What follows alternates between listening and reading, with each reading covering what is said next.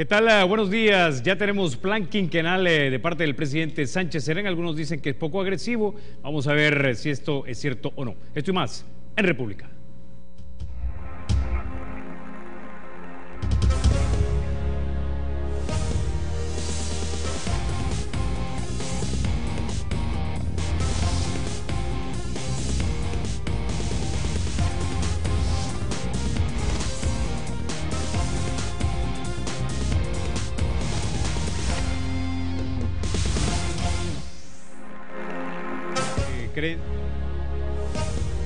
Algunos creen que es una declaración de excelentes principios y de muy buena voluntad, pero le ven poca claridad o muy poca ambición en las metas que se ha trazado en este plan quinquenal el gobierno del presidente Sánchez Serén. Para hablarnos de este y otros temas, ya nos acompañan esta mañana el doctor René Hernández Valiente. Él es ex magistrado de la Corte Suprema de Justicia, ex ministro de Justicia también. Nos acompaña también el doctor Enrique Borgo Bustamante, ex vicepresidente de la República durante el periodo del presidente Calderón Sol. Y nos acompaña el licenciado Juan José Martel. Él es secretario adjunto de Cambio Democrático. Y bienvenidos, caballeros, esta mañana a República. Buenos días. Un gran gusto, Carlos. Vamos a comenzar rápidamente con algo de lo que dice este plan de quinquenal del presidente Sánchez Serén, don José. Dice lo siguiente: apuesta a convertir El Salvador en un país incluyente, equitativo, próspero y solidario, que ofrezca oportunidades del buen vivir. No estamos en ese país. Creo que estamos bastante lejos de esa meta, pero esa no debería de ser la meta de un plan quinquenal.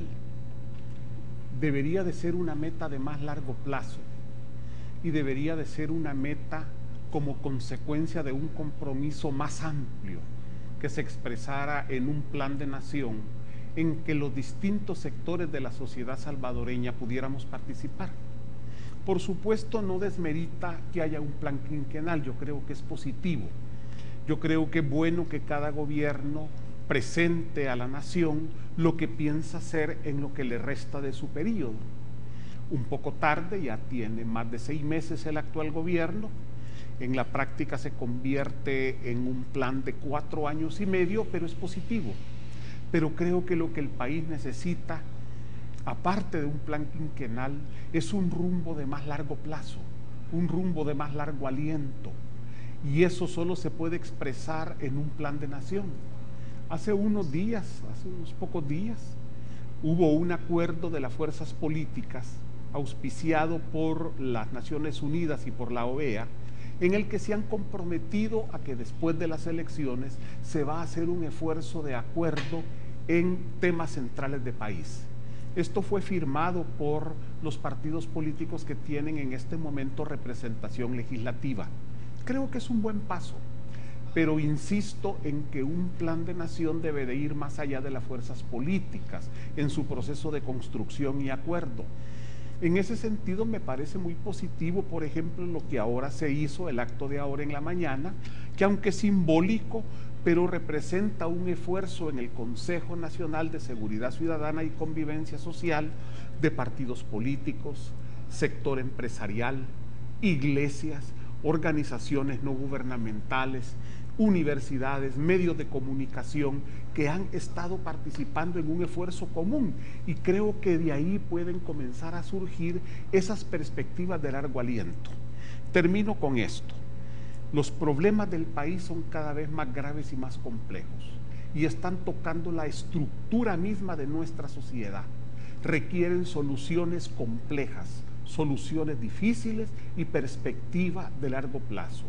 De lo contrario, problemas como la delincuencia, la baja productividad, el bajo crecimiento, la falta de bienestar de la mayoría de la población no se va a poder resolver. Estos son procesos largos que requieren planes de largo plazo, pero obviamente con claridad de corto plazo, porque si yo voy lejos, debo de definir también dónde voy a estar más tarde, ¿verdad? No solo la meta final. Creo que eso es importante y ojalá que el país, después de este ruido electoral, nos aboquemos a la construcción de algo que nos permita darle futuro a las futuras generaciones. Ok, doctor Borgo Bustamante, precisamente hacia donde trata de conducir el presidente Sánchez Serén al país, y lo ha dicho, este plan quinquenal es de corto, mediano plazo, mira al país en un horizonte de 20 años y define desarrollo, que es a lo que nos quiere llevar. Él dice, desarrollo deja de reducirse a un proceso de acumulación material, de consumo incremental o de satisfacción utilitarista de las personas. El desarrollo será, en cambio, que todas ellas tengan la oportunidad y la garantía de vida como un proceso personal y colectivo. Ahora, algunos dicen que el FMLN ya tiene 5 años y medio en el gobierno. La pregunta es si esta aspiración plasmada en este plan, usted la mira viéndose en la realidad. Bueno, permítame solo hacer quizás un señalamiento, y debo decir que estoy totalmente de acuerdo con lo que señalaba Juan José.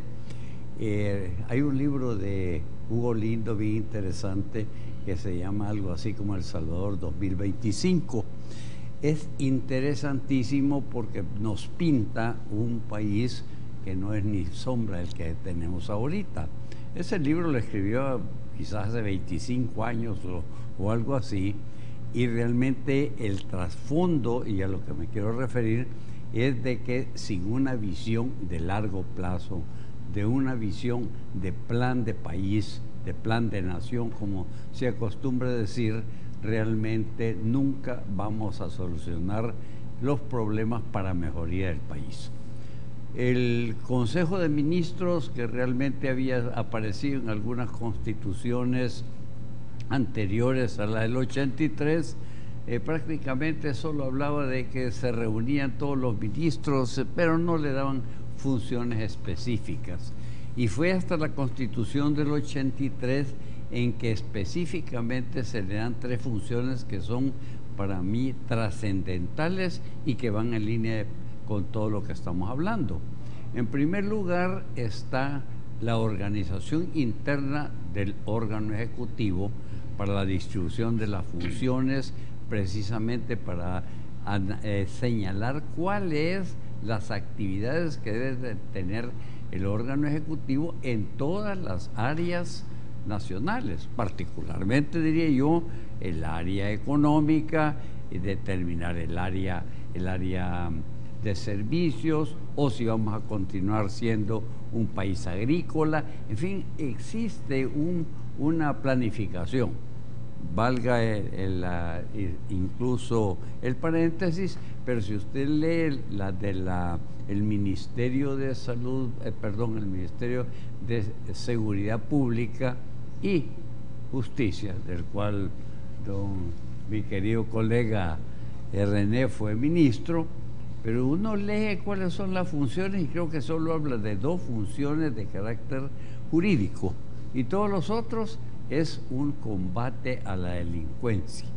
Realmente, y ahí nos ha llevado a que la mano dura, la mano blanda, la semiblanda, en fin, a una serie de actividades, porque la parte quizás central de establecer las bases para llegar a tener una seguridad jurídica y una seguridad personal están realmente poco estudiadas. Recuerdo que en la época el doctor Hernández Paliente tenía un cuerpo extraordinario de funcionarios, de abogados, que en realidad estaban preocupados por el análisis de la legislación para promover todo lo que era la parte jurídica y la parte de seguridad. Perdón la digresión, pero también volviendo al tema del Consejo de Ministros, encontramos nosotros que allí por primera vez en el año 83 se le da la función de establecer en realidad un plan quinquenal. Dice no específicamente quinquenal, me parece, pero es un plan de gobierno que debe hacer. Y es lógico, un partido político gana unas elecciones, ya debería de tener un plan de acción, un plan para todos los años en que va a estar en el gobierno. Y esta crítica es general, no estoy refiriéndome al actual gobierno o al pasado, A mí me tocó luchar bastante duro para que por septiembre del año 94 lográramos tener el plan quinquenal, de manera que no es novedad. Pero hay una vinculación enorme entre lo que es el plan quinquenal y el presupuesto nacional. Antes el presupuesto nacional lo votaba en realidad siempre la Asamblea, pero era a propuesta del ministro de Hacienda y ahora es del Consejo de Ministros. Entonces, si nosotros lo vemos dentro de ese aspecto general del Consejo de Ministros, tenemos un Consejo de Ministros que distribuye las funciones, que además señala cuáles son las actividades que va a desarrollar a muy largo plazo y establece los programas anuales de realización que son indispensables para cumplir con ese proyecto. Pero aquí no se ve eso. Yo, con perdón de la pregunta, yo desconozco el plan que se ha presentado, pero me parece muy general, muy, voy a decir, incluso político, porque se refiere a cosas que no hay nada concreto. Entonces, siento que la necesidad de que nosotros hagamos la paz, porque la paz no existe, no nos engañemos. Se suspendieron los disparos de armas de fuego, pero paz no existe en El Salvador. Existe una lucha que ya no es armada, pero una lucha contundente. Pero en esa lucha contundente, cada partido político, me refiero particularmente a los dos partidos de mayor participación, realmente tienen visiones totalmente diferentes y deberían de tener ya un plan de acción, un plan de trabajo a largo plazo. Y ojalá que la ciudadanía salvadoreña, incorporando también la parte de la sección civil, y no hay que olvidar la sección empresarial porque es vital. Es como no incluir a la cocinera en la cena que se va a servir, de seguro que nos va a ir mal. Entonces creo yo que todo eso nos lleva a que es necesario un entendimiento general del país. Ok, ahora, doctor, ya lo mencionaba él entonces, hablando de que de repente las dos principales fuerzas deberían de tener algo en común para poder planificar a mediano y a largo plazo. Precisamente de planificar habla también parte del plan quinquenal del presidente Sánchez Serén cuando habla de reingeniería del Estado, doctor. Al revisar la estructura institucional, dice, y el funcionamiento del órgano ejecutivo que se configuró en las décadas que siguieron a los acuerdos de paz, resulta evidente, dice, que falta coherencia y coordinación en la gestión pública, que persiste un carácter rígidamente sectorial de la mayoría de sus secretarías y ministerios y que se debe fortalecer sus capacidades de planificación. Bien, yo creo que el instrumento de planificación es importante para una buena gestión gubernamental y para que haya una gobernabilidad y también para marcar el rumbo hacia dónde vamos a ir. Todos los presidentes, al triunfar en un evento electoral, tienen la obligación y el compromiso con los ciudadanos de decirle para dónde va y qué es lo que es un plan quinquenal. Un nuevo plan quinquenal, porque han habido varios planes quinquenales en los últimos, al menos 25 años. Se han cumplido definitivamente en términos de porcentaje, yo diría que muy pobremente. Tampoco quiero con esto decir que han fracasado los gobiernos anteriores, sino que han tenido algunos problemas emergentes que les han impedido desarrollarlos. Dígase, provenientes de la naturaleza, más que todo de la naturaleza, que han venido a crear necesidades importantes que no existían y han desviado la atención de los planes de trabajo. Más que planes quinquenales, yo creo que las políticas públicas deben de también marcar una pauta. Estoy de acuerdo con Juan José totalmente en que esto es de largo plazo, pero también es de corto plazo. Es decir, en los ejes que el plan quinquenal del profesor Sánchez Serén ha marcado, ha hablado en primer lugar de educación. Él es profesor, está obligado a hablar de educación. Este es el primer eje, pero él viene del Ministerio de Educación, en donde también hay insatisfacciones, en donde también hay cosas que no se han hecho y otras que se han hecho mal.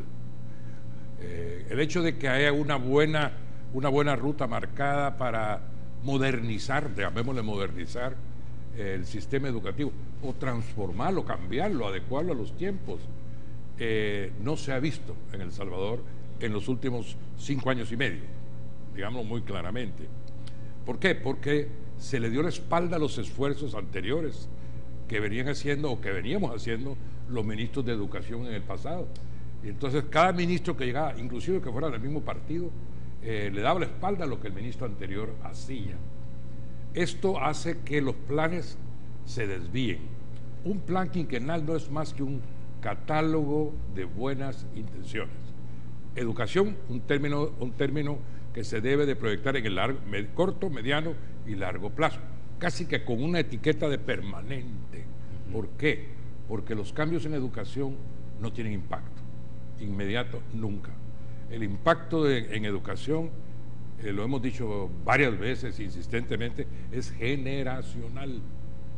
Entonces hay que asignarle fondos suficientes para manejar también ese cambio generacional de la educación.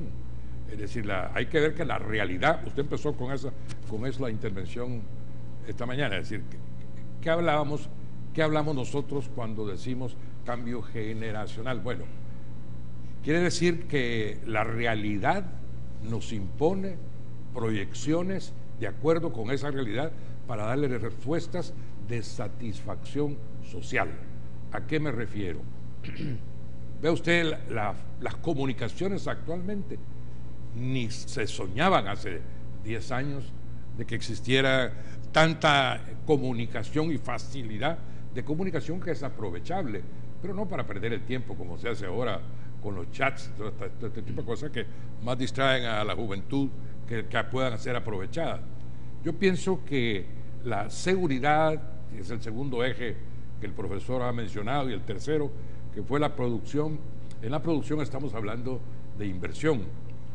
El país requiere seguridad ciudadana, y no a 20 años plazo, ni disminuirla en 5, en un 10%. Entonces, ¿qué estamos haciendo? Estamos deteniendo el crimen, estamos deteniendo la delincuencia con medidas represivas, pero yo no he visto todavía con sinceridad ningún elemento que me indique que hay una política pública que va a prevenir la delincuencia, que va a llegar a las causas del delito, porque el delito es multicausal. O sea, no vamos a decir que el delito proviene de la pobreza, que de la falta de una justicia adecuada. No, hay que ver las causas que generan la delincuencia para tratar de empezar a borrar esas causas y hacer que se diluyan en el tiempo del crecimiento del niño al joven, al adulto, porque los delincuentes de hoy en día fueron niños. ¿Y por qué no los atendimos adecuadamente cuando eran niños? Entonces, las políticas públicas han fallado. Más que un plan quinquenal, que le doy la bienvenida como catálogo de buenas intenciones, aunque ya surgen críticas, y está bien. Ningún presidente va a hacer un plan quinquenal para satisfacer a la Cámara de Comercio, o a la NEP, o a nosotros los abogados, o a las amas de casa. No, a las amas de casa mucho cuidado, ahí es otro tema. Pero no lo hacen para darle gusto a nadie, sino es para decirles, miren, aquí está lo que yo voy a hacer. Y no es usando la expresión de le guste a quien no le guste a quien uno le guste, o que hasta se nos ha olvidado cómo era la frasecita de Funes Cartagena. Entonces, no, es decir, aquí está lo que yo pienso hacer. Y para eso tenía que consultar. Hizo bien en crear algunas consultas. Que no consultó a todo el mundo, eso a mí no me preocupa, y me parece que tampoco tenía que consultar a todo el mundo. De aquí para allá tiene que decir, bueno, este es mi catálogo de buenas intenciones. ¿Cómo lo voy a hacer? Ahí tiene que tener una capacidad de convocatoria suficiente para que las personas que puedan colaborar, que podamos colaborar, todos los salvadoreños, digo yo, nos matriculemos en alguna línea de acción. Y ahí estamos hablando ya de políticas públicas en los distintos sectores. Por ejemplo, yo tengo 5 años y medio para ser preciso, que hoy no oigo hablar de política criminal. Ya nadie habla de política criminal, y lo que tenemos que establecer contra la delincuencia es una política criminal. Okay. La convocatoria del CES es muy buena, Vamos es a hablar un de eso. pozo de análisis. Me está pidiendo la pausa, doctor, pero vamos a hablar definitivamente de eso en el siguiente tema. Vamos a básicamente tratar el tema de la delincuencia y cómo se intersecta de repente con este plan quinquenal. Ya volvemos.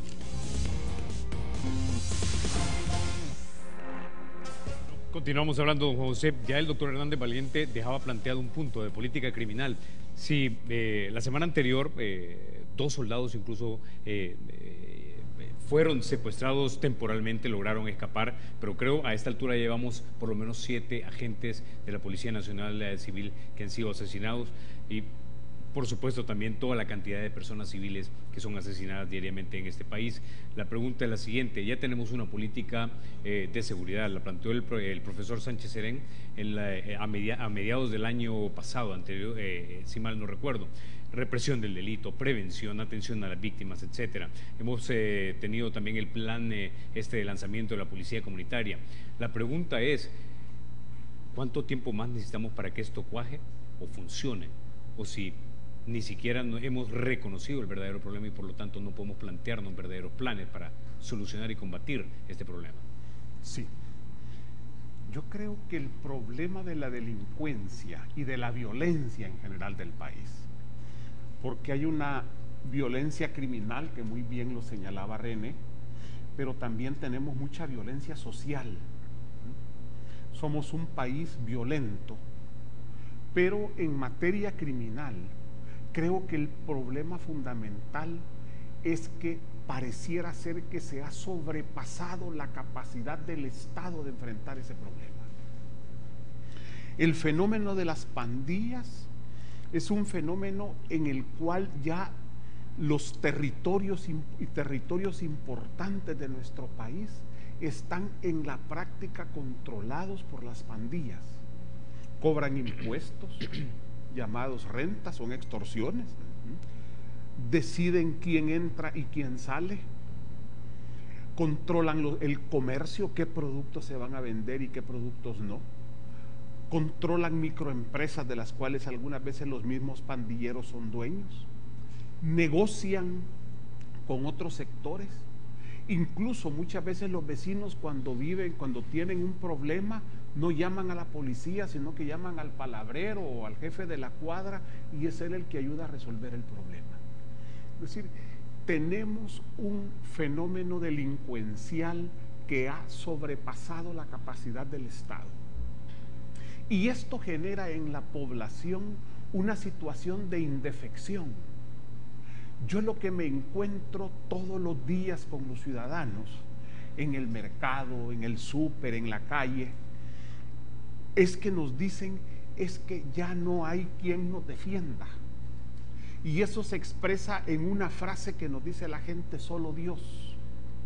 Cuando la gente nos dice solo Dios, es porque como que pareciera que ya no hay poder terrenal que pueda resolver esa situación. Eso es lo grave. Lo grave es que el fenómeno de violencia delincuencial, aunado al fenómeno de violencia social, está deformando nuestra sociedad, está generando antivalores, está generando pérdida de la seguridad, no solo ciudadana, sino de la seguridad jurídica, y nos está dando poca previsibilidad en el futuro. Eso es gravísimo. Por otra parte, como bien dice René, necesitamos una política criminal que ataque directamente ese problema, y necesitamos una política de seguridad ciudadana que abarque que aparte de la especificidad de lo criminal, abarque las otras formas de violencia. Es que es increíble cómo hasta en el tráfico nosotros expresamos la violencia cuando manejamos. Aquí hay gente que se agarra a golpes en la calle por competir por un parqueo, se agarran a tiros y se matan porque alguien se pasó un semáforo. Es increíble, hasta en la forma de manejar se expresa la poca convivencia y la poca educación que tenemos en ese campo. Estamos deformando nuestra sociedad si no le entramos a fondo a este problema, a solucionarlo.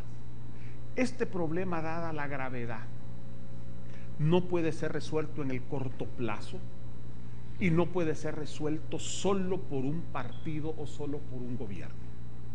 Creo que en su momento Arena tuvo buenas intenciones, la mano dura, la mano blanda, la mano amiga, pero no dieron resultado. Funes heredó ese problema grave.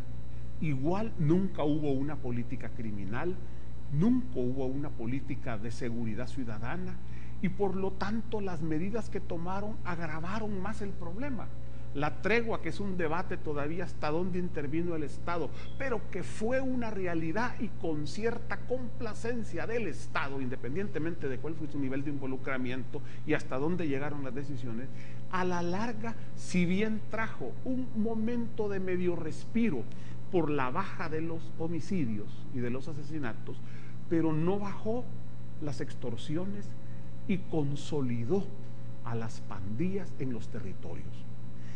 Creo que es hasta hoy que estamos dando el primer paso con el Consejo Nacional de Seguridad Ciudadana y Convivencia Social, en que están los partidos, el gobierno mismo, la iglesia, el sector empresarial, los medios de comunicación, la comunidad intelectual, las ONGs, haciendo un esfuerzo para ver el problema de manera integral.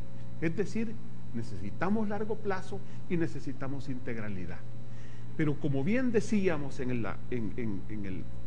el bloque anterior, las cosas de largo plazo hay que empezarlas ya, porque vamos lejos.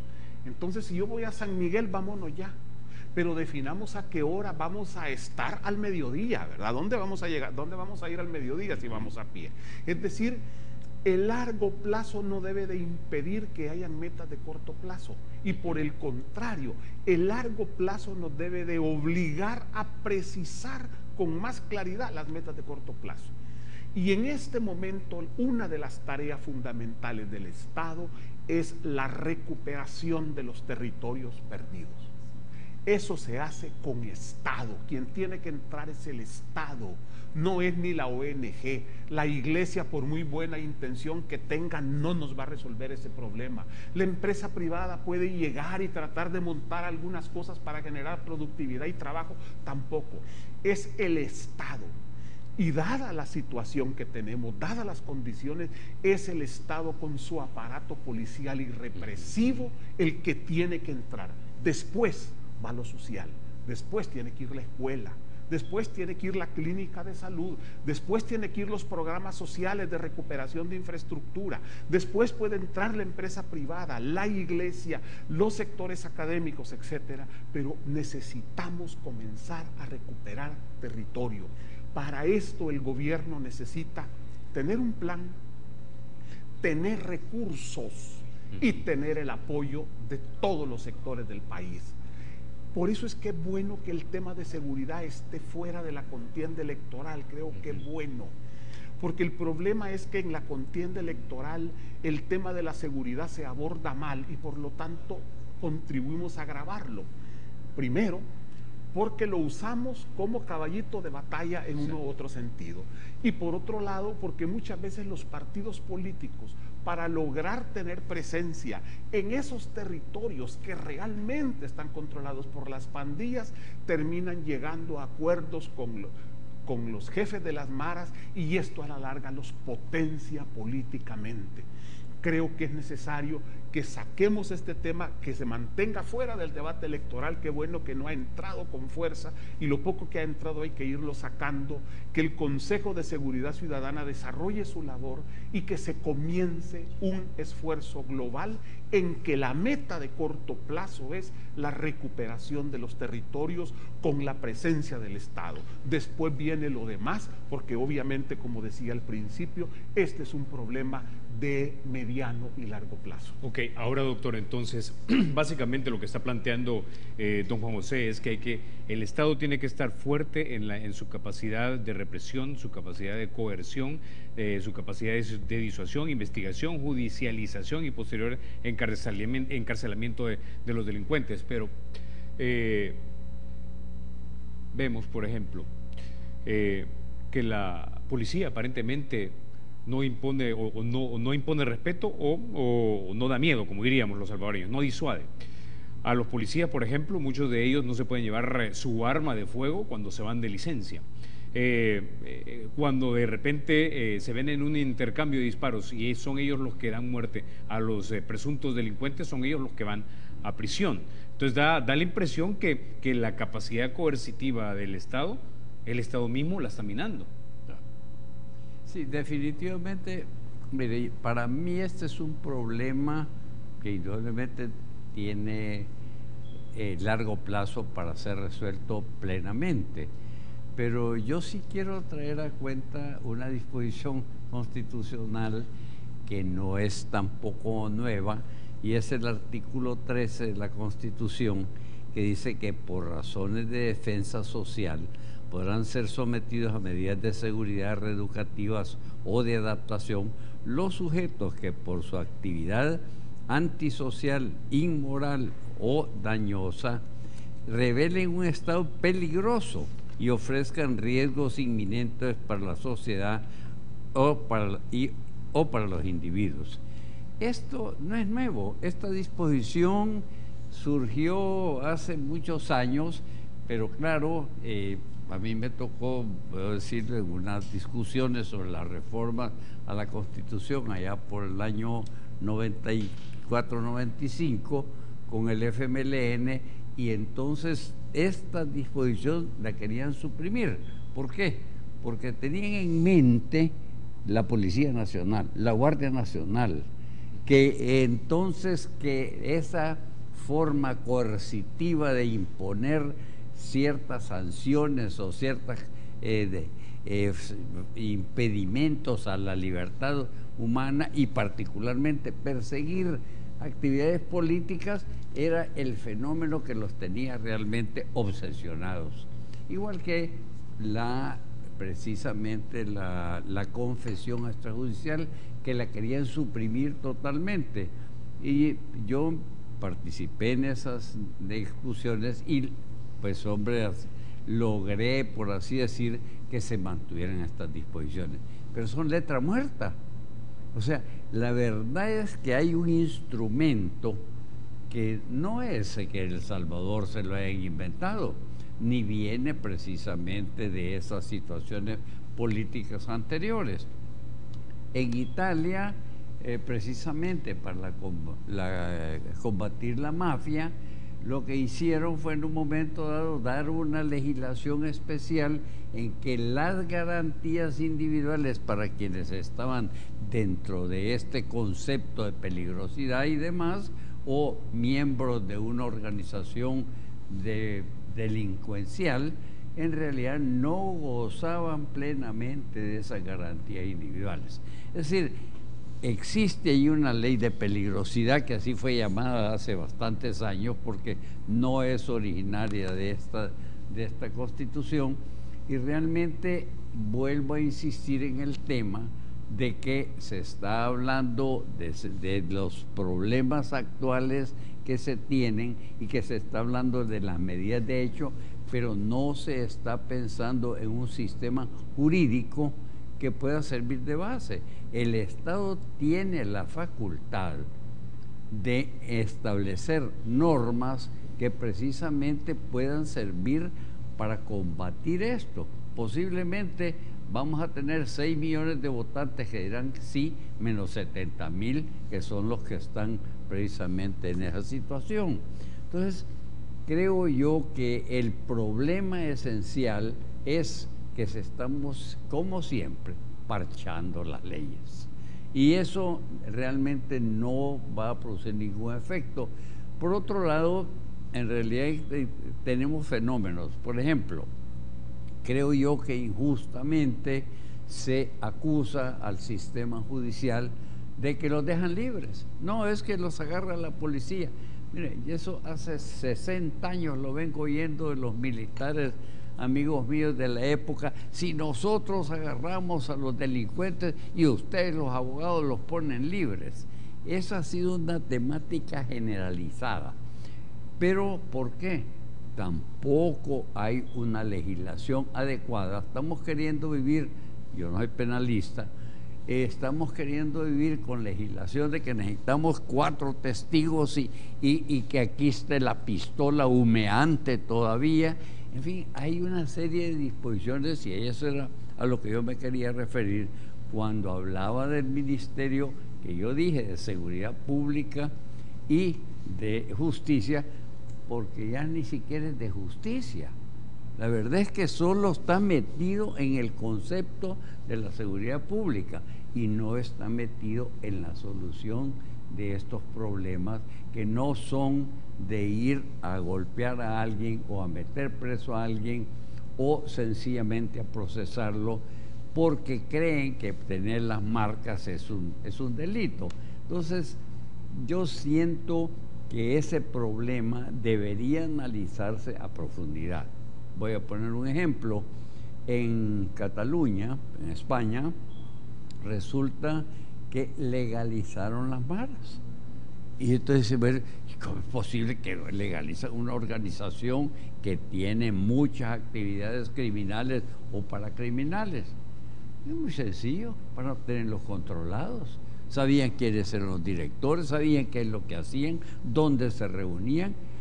Una forma de combatir esa tara social que es la que nosotros tenemos. No digo que sea eso la solución, no soy experto ni cosa por el estilo en eso, pero digo yo, mientras no se esté tratando de evitar ese tipo de acciones criminales, porque son criminales, sino volver al mismo sistema de hace 30, 40, 100 años, que el Guardia Nacional o que el policía va a intervenir, realmente vamos a estar arando en el mar.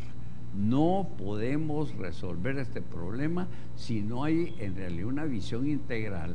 La visión integral empieza en la escuela, en la familia, con psicólogos, con gente preparada en distintas ramas.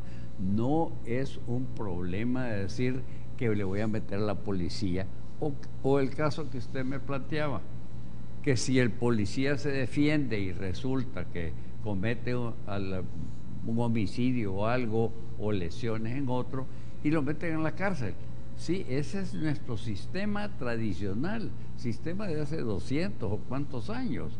Entonces, estamos ante una situación totalmente nueva, totalmente diferente.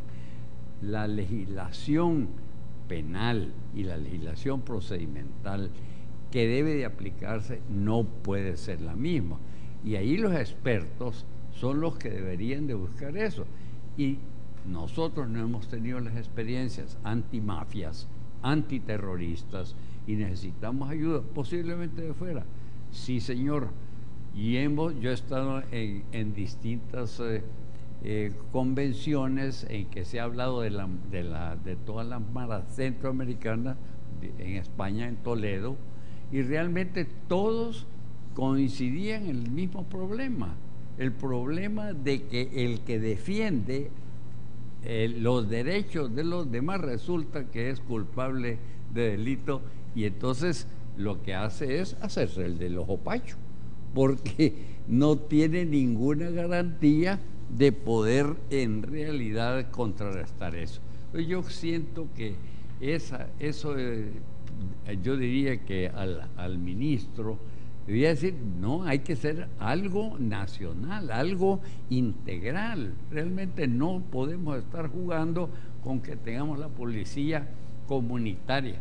Nadie sabe qué, yo al menos ni sé qué es. Ok, ahora doctor René Hernández Valiente, el doctor Borgo Bustamante básicamente ha añadido argumentos a la premisa de que de repente es el Estado mismo el que está minando su propia capacidad de resolver el problema, al no de repente tener soluciones ingeniosas a este problema, integrales, pero también falta de recursos para nuestros cuerpos policiales o falta presupuestaria, por ejemplo, para la Fiscalía.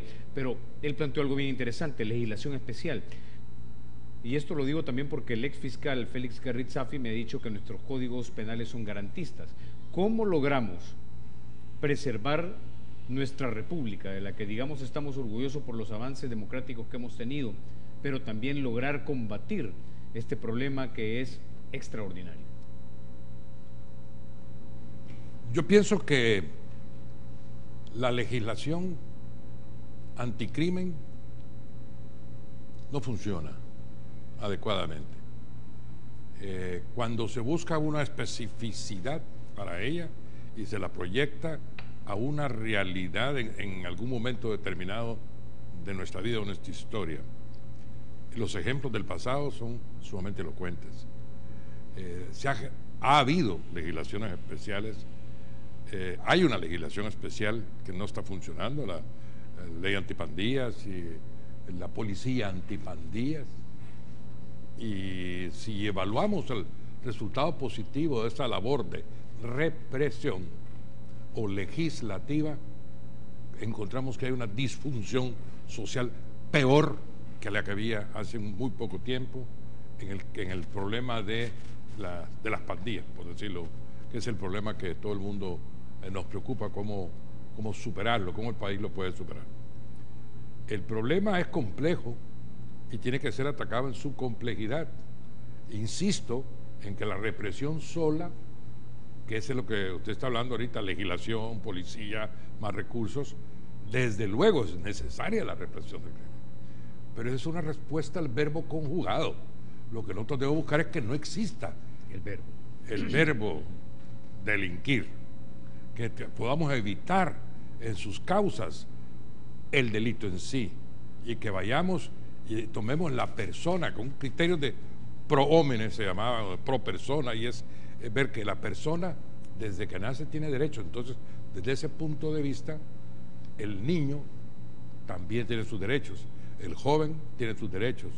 Entonces, los regímenes garantistas, independientemente de lo que piense Garry Safier, no nos deben de preocupar. Por el contrario, si no hubieran garantías, esto sería un abuso cotidiano para violentar nuestros derechos fundamentales de libertad de circulación, de la vida, etcétera. Entonces, a mí no me preocupa un régimen de garantía. También decía un ex guerrero, Salvador Samayoa, en estos canales de televisión, decía, mientras más garantías haya, mejor. Si bien las garantías, tienen que haber garantías. Yo lo pensé mucho porque hay un momento en que nos volvemos represivos mentalmente, y eso es peligroso para un país. Entonces ahora queremos que enjaulen a todos los mareros y los matan en la cárcel. ¿Qué es la cárcel salvadoreña? Una jaula. ¿Y usted cree que un tigre enjaulado no se vuelva más fiero? ¿O que un perro o un animal salvaje? Si eso es un instinto, no tenemos que recurrir a un pensamiento criminal. Es un instinto en donde las escuelas de crímenes mejores están en las cárceles. ¿Enjaulando vamos a resolver el problema? Yo pienso que no. Es integral y tiene que ser a base de una política criminal, política de Estado, que arranque desde el hogar, que el hogar nuestro tiene un porcentaje de disfuncionalidad muy grande en este momento, que afecta ¿a quién? A los niños que nacen en esos hogares en donde no hay un hogar más que una madre, que el padre son desconocidos, o son 3 o 4 padres de los 5 hijos que están en una casa. Entonces, la política tiene que abarcar la educación, y el cambio es en sí un cambio, que voy a usar una expresión difícil de vender, pero que creo mucho en ella.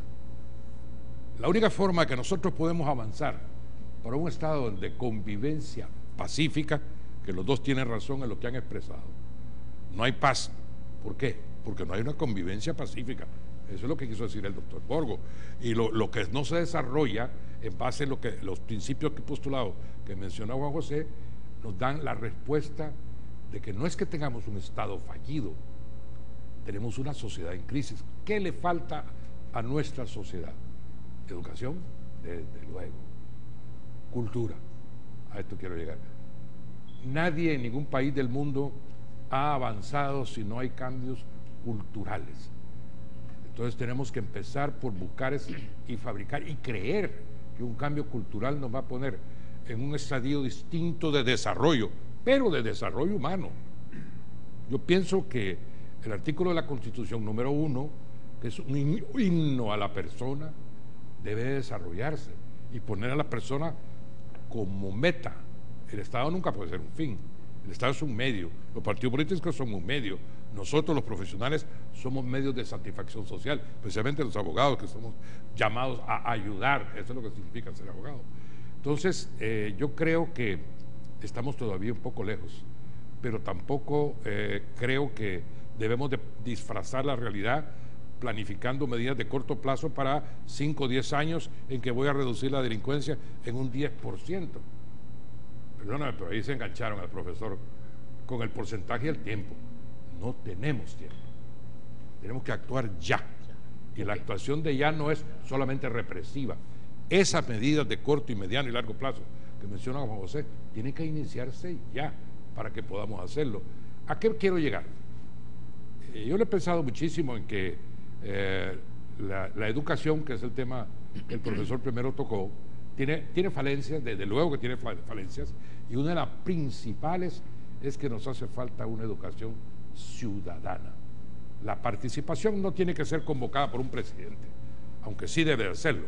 Tiene que tener la capacidad de convocatoria para que tengamos una sociedad participativa, pero desde nuestras diferencias, a pesar de los gobiernos que demuestren incapacidad, ineptitud o lentitud, aunque sea lentitud, estamos obligados a actuar como sociedad. ¿Con base en qué? Con base en una educación ciudadana. ¿Cuál es esa educación ciudadana? La responsabilidad del prójimo. Ok. ¿Este es un pensamiento cristiano? Sí, pero la responsabilidad del prójimo la tenemos todos y no la practicamos como debemos. Con ese nos vamos a la pausa y vamos a regresar, vamos a hablar un poco de los acuerdos de paz también.